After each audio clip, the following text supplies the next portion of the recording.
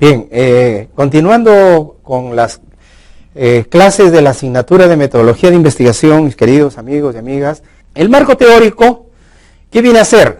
Es un conjunto de relaciones conceptuales que están referidas al problema, fundamentalmente respecto a las variables de estudio. Es decir, ya hemos visto que un problema, desde el tema, estamos hablando de variables. Si yo digo que vamos a hacer el tema sobre las exportaciones de espárragos, la variable es exportación de espárragos. Y el tema es, si vamos a hacer un problema explicativo, ¿cuáles son las causas principales del incremento de las exportaciones de espárragos, o no? Entonces estamos hablando de un problema explicativo. Entonces ahí las variables en estudio sería identificar las variables causas, que son las que tendríamos que determinar a partir de nuestros objetivos específicos, general y específicos, y en la formulación de la hipótesis, definir cuáles son esas variables causales que tienen como efecto, ¿no?, el incremento de las exportaciones de los espárragos. Por lo tanto, ven, estamos hablando de las variables. Entonces, nuestro marco teórico justamente va a orientarse a estudiar todo lo vinculado a la producción, exportación, comercialización, dependiendo el tema, el problema que nosotros hayamos formulado.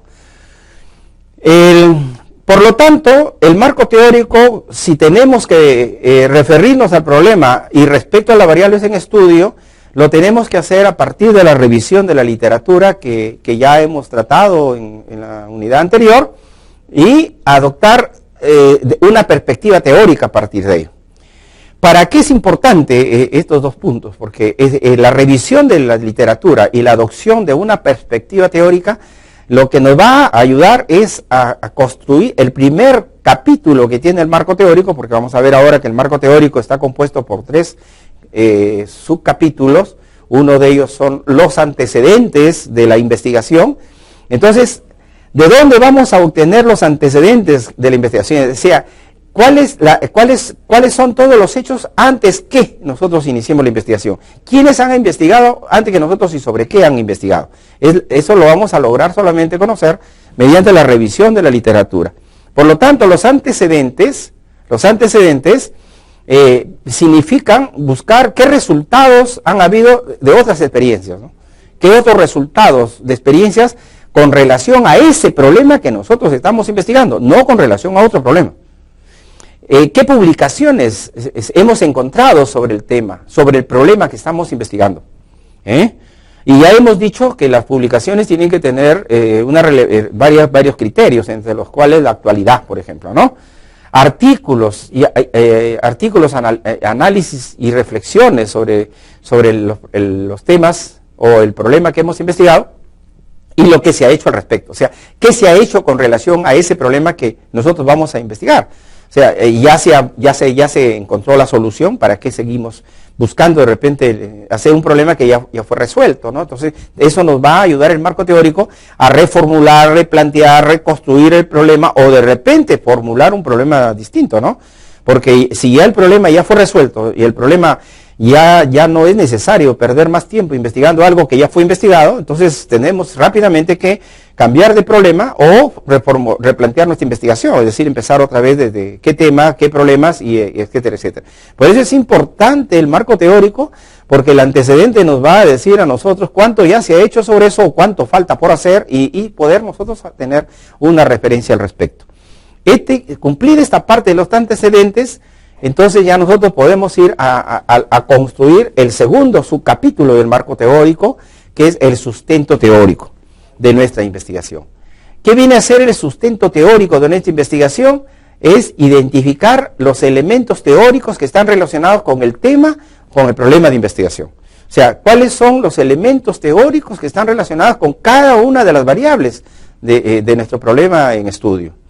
Expresar en forma de enfoque y descripciones teóricas que diversos autores plantean, ¿no? ¿Cuáles son esos enfoques y las descripciones teóricas que otros autores, ¿no es cierto?, han planteado con relación al sustento teórico? Entonces, es importante ver ese sustento teórico porque hacer como las columnas vertebrales de nuestra investigación. Eso nos va a ayudar a reformular, replantear también nuestro problema. Y finalmente, el tercer subcapítulo que vamos a construir en el marco teórico es la definición conceptual. ¿Qué viene a ser la definición conceptual? Es el análisis conceptual de cada una de las variables en estudio y de los indicadores que se desprenden de cada variable, ¿no es cierto? O sea, de todos los conceptos que intervienen en nuestra investigación. Es la determinación de los conceptos que se adoptarán. Ahí tenemos que ser claros y bien concretos. La definición conceptual es como ir a un diccionario. ¿Qué significa, por ejemplo, ¿no? ¿Qué es para nosotros un niño? Tenemos que saber definir al niño. Si yo estoy haciendo una investigación sobre la tasa de mortalidad de los menores de 0 a 5 años, entonces tengo que definir qué se entiende por un menor de 0 a 5 años, para no incluir dentro de esa definición a los niños de 6 a más años, ¿ve?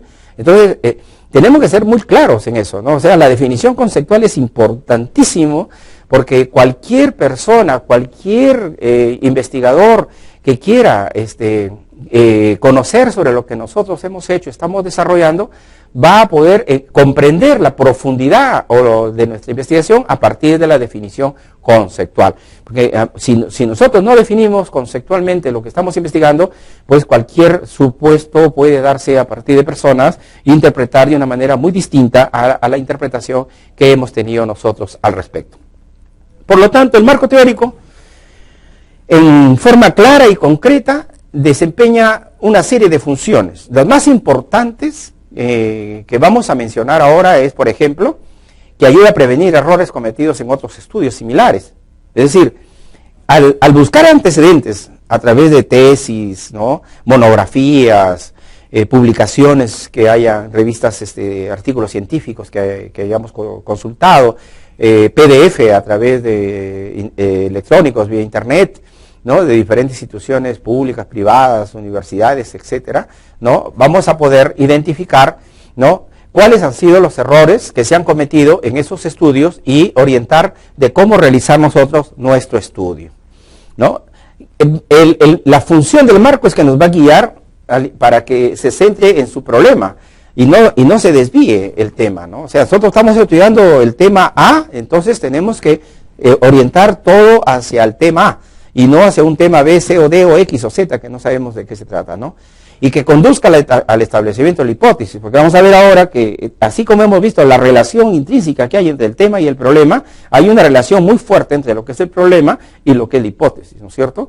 Porque la hipótesis viene a ser la propuesta de solución al problema, ¿no? Que va, y esa hipótesis luego va a ser sometida a prueba empírica, o sea, en la realidad, para ver si lo que estamos afirmando es verdadero o es falso, ¿no? Y no sería posible que una investigación, ¿no es cierto?, nos demuestre que lo que nosotros hemos propuesto como solución es falso, ¿no? Eso no se puede dar en una investigación. Por lo tanto, la función del marco teórico también provee un marco de referencia para interpretar los resultados del estudio, ¿no? O sea, ese marco de referencia que vamos a tener nos va a permitir confrontar con nuestros resultados finales. Acuérdense de la etapa final de la última que vimos, de la tercera fase, donde vamos a ver el análisis e interpretación de resultados, ¿se acuerdan? Entonces, allí, en la segunda fase de la ejecución, en el análisis e interpretación de resultados, ahí vamos a confrontar, ¿no?, los resultados con lo que habíamos propuesto teóricamente, ¿no? O sea, ¿qué nos dijo el marco teórico con lo que nos dice la realidad? Es importante, ¿no? O sea, relacionar la teoría con la práctica, ¿no? O sea, ¿qué hemos obtenido del contacto de la realidad con relación a esa hipótesis que estábamos investigando, con lo que nosotros le dimos de soporte teórico en el marco teórico, ¿no? Eso es importantísimo poderlo confrontar. También el marco teórico nos puede inspirar nuevas líneas y áreas de investigación. O sea, puede ser que al final nos demos cuenta que el problema que estamos investigando no es tan relevante, no es tan importante, no justifica, ¿no?, de repente que hay temas más importantes o problemas mucho más importantes que requieren de mayor nuestra dedicación de repente, y podemos de repente generar unas nuevas líneas o áreas de investigación a partir de esa búsqueda de antecedentes. Por lo tanto, en resumen, los componentes del marco teórico, como sabemos, son tres, ¿no? Los antecedentes de la investigación, el sustento, la base teórica que debe tener la investigación y la definición conceptual de términos básicos, ¿cierto? Vamos a ver cada uno de ellos de manera detallada, ¿no?, para poder entenderlo. ¿A qué se refiere de antecedentes del problema? Los antecedentes constituyen una síntesis de investigaciones anteriores, similares y relacionadas al trabajo de investigación, que sirven para aclarar, juzgar e interpretar el problema planteado. Entonces nosotros vamos a hacer una síntesis. ¿Qué significa? Y ojo con esto. No es una transcripción. Yo encontré un trabajo de una tesis que ha hecho un alumno en una universidad, luego hemos encontrado un trabajo colgado en una página de internet, en un PDF, y nosotros cogemos, pum, cortamos y pegamos. De eso no se trata, ojo con eso. Lo que tienen que hacer es hacer un análisis, interpretar, hacer una síntesis de esas investigaciones y nosotros a partir de ellas juzgar o interpretar nuestro problema. Ojo con eso. Es un análisis crítico de la información que estamos consultando. Tenemos que hacer un análisis crítico. Para eso hemos aprendido y hemos estudiado las habilidades básicas y complejas en la asignatura de metodología del trabajo universitario. Hemos aprendido a partir de esa asignatura que tenemos que hacer el análisis, tenemos que hacer una síntesis, que tenemos que hacer inducir, deducir, hacer resúmenes, ¿no es cierto? Que tenemos que saber describir, es decir, tenemos que saber juzgar, evaluar, es fundamental. Entonces nosotros no solamente podemos agarrar y decir, aceptar todo lo que hay, sino también cómo juzgo, interpreto, si estoy de acuerdo, estoy en desacuerdo, ¿no? ¿En qué me baso estar de acuerdo o estar en desacuerdo? Por lo tanto, el antecedente es un dar cuenta de la información más actualizada que exista acerca de formas y técnicas utilizadas por empresas u otro tipo de organizaciones nacionales, también si ese fuera mi interés, o internacionales para abordar un tema, si estamos hablando de, por ejemplo, producción textil, por ejemplo, producción agrícola, producción pecuaria, transformación, etcétera, ¿no? Incluso en la parte de ingeniería de sistemas, en cuántos temas ahí que nos interesan, tenemos que ver si empresas de carácter nacional o internacional abordan el tema y problema de investigación planteado, presentando un análisis justamente de las propuestas que hacen, ¿no? El análisis de las propuestas tenemos que hacerla nosotros como equipo o como personas, así que estoy haciendo una investigación solo, ¿no? De las propuestas vigentes y las últimas investigaciones y experiencias realizadas, ¿no? El antecedente del problema también deja en evidencia que el conocimiento que generará la investigación es nuevo, útil e importante. Eso es fundamental. Tenemos que definir en el antecedente que nuestro aporte va a ser un aporte nuevo o un aporte útil e importante, ¿no?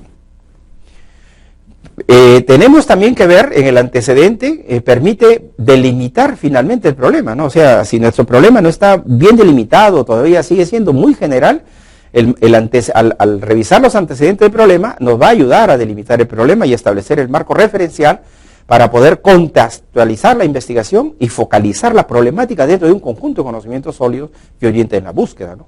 Porque, si bien es cierto que un problema puede haber sido abordado en su totalidad, por ejemplo, en Lima Metropolitana, si estuviéramos hablando de un tema específico que ha sido pues trabajado ya en Lima pues hasta la saciedad, ¿no? Pero ese mismo tema o ese mismo problema no ha sido abordado, por decir, en la región en la zona de Bagua, Chachapoyas, Puno, en Cusco, en Huancavelica, Guapurima, o la región de Loreto, por ejemplo. Entonces, pues podemos concentrar nuestro esfuerzo en orientar en esa realidad, porque las características son diferentes definitivamente, ¿no? Entonces, podríamos de repente reorientar en nuestro espacio, ¿no? En qué espacio geográfico, físico vamos a realizar la investigación. Miren cómo nos ayuda mucho los antecedentes. ¿Y qué contenidos son los que vamos a registrar de los antecedentes que nosotros hemos identificado en la búsqueda de fuentes de información? ¿Quién es el autor? El año en que publicó su tesis, su investigación, su trabajo que hizo, el lugar donde realizó el trabajo de investigación, a qué población en la que se orientó su investigación, ¿no es cierto? O sea, la población objetivo que tuvo, cuáles fueron las principales conclusiones a las que llega ese antecedente, cuáles fueron las recomendaciones a las que arribó esos investigadores. Y ahí también se resumen los aspectos sustantivos que ya son el aporte propio del equipo de trabajo, ¿no?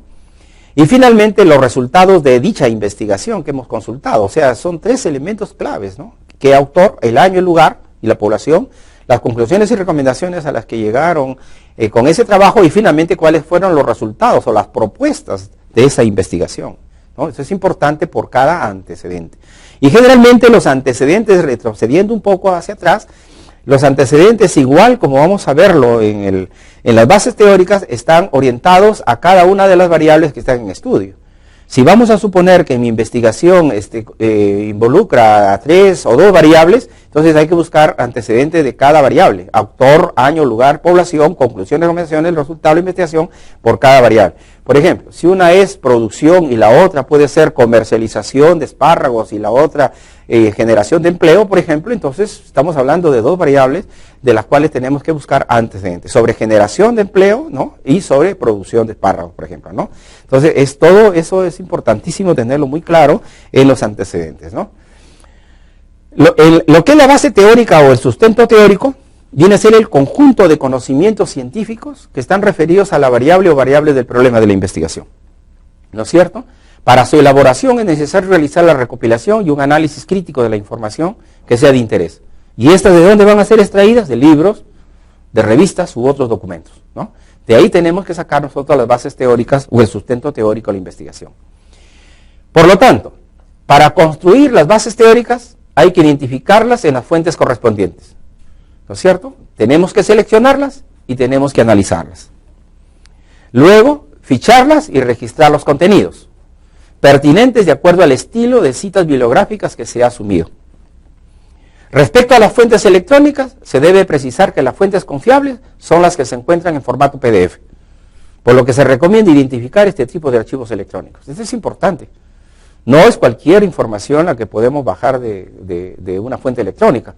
Además, ahora pues hay facilidades muy grandes de poder encontrar por distintos navegadores, por Google, por Altavista, por Terra, hay tantos sitios de cada de las universidades, y muchos trabajos están en PDF porque ahí se puede identificar al autor, la institución que respalda, el año en que fue publicado, etcétera, etcétera. Son trabajos interesantísimos y que pueden ser, incluso son hasta libros, ¿sí?, trabajados o tesis enteras o completas que las ponen en PDF, ¿no? O sea, no hay razón ni justificación para decir no encontramos información. Sí la hay, pero hay que saber buscarla. El PDF es una información que sí puede servir, pero ya hemos dicho y lo vuelvo a repetir, que no es cuestión de copiar y pegar, sino de hacer un análisis crítico, un análisis de la información que nosotros estamos consultando, no un copia y pega. Como el tercer subcapítulo del marco teórico, la definición de términos básicos. ¿Qué viene a ser la definición de términos básicos? Sirve para que los investigadores determinen el significado correspondiente a cada término o concepto que se va a utilizar en el transcurso de la investigación. Debido a que muchas veces los lectores de trabajo de investigación consideran los términos de acuerdo a su punto de vista, ¿no? Pero el investigador lo utiliza en otro sentido. Por eso se hace necesario aclarar el significado o sentido de cada término que puede producir confusiones. Para mí, el infante es el niño de 0 a 5 años, pues eso lo defino. Defino como infante todo niño menor de 0 a 5 años. Para otros dice el niño es de 6 a 11, ese es otro problema ya. Pero mi investigación se concentró en niños menores de 5 a 0 años. Punto, se acabó el problema. Ya no hay confusión. Eso es importante, la definición de términos básicos. Por lo tanto, la definición conceptual es el vocabulario que se usará en el proceso de la investigación. Un ejemplo final de que podemos hacer, por ejemplo, de cómo presentar nuestro marco teórico, lo estamos observando y visualizando, ¿no? Por ejemplo, capítulo segundo, porque ya vemos que el primer capítulo, si a ustedes ya revisaron, y se supone que han revisado el material que se les ha entregado, ya tienen una semana de trabajo, ya deben haberlo revisado de punta a punta y saber lo que están haciendo. Saben que el segundo capítulo que tienen que redactar de su proyecto de investigación es el capítulo 2 sobre el marco teórico. Entonces ustedes ahí tienen un ejemplo de que viene un primer subcapítulo sobre los antecedentes de la investigación, ya saben que es para cada variable y ya sabemos qué información debe ir en los antecedentes. El sustento teórico, vamos a suponer que estamos estudiando sobre la producción y comercialización del cuy, por ejemplo. Entonces yo tengo un gran subcapítulo sobre la producción de comercialización de carne de cuy y al interior lo subdivido en contenidos que me permitan ampliar, ¿no?, la producción de comercialización de carne de cuy. El otro subcapítulo, el otro sustento teórico, es la producción de comercialización de pies de crías de cuy, que no es igual a la producción comercial de carne de cuy. Una cosa es cómo comercializo comercialmente la carne de cuy y otra cosa es la producción comercial de pies de crías. En otras palabras, que se conocen como los reproductores, ¿no? Que tienen otra definición, o sea, por qué esta madre, por ejemplo, produce más crías que la otra y cómo la selecciono, cómo la comercializo, es decir, son otras cosas, ¿no? Entonces, eso es importante. Y como ven ustedes, la definición de términos básicos está vinculado a todo lo que vamos a tratar en el sustento teórico, ¿no es cierto? ¿Ve? Estamos hablando de producción comercial de carne de cuy, entonces hay que definir qué es producción. Estamos hablando de producción comercial, entonces hay que definir qué entendemos por producción comercial. Que no es igual hablar de producción comercial de carne de cuy, que hay que definir. Entonces, ¿a qué nos referimos cuando hablamos de producción comercial de carne de cuy?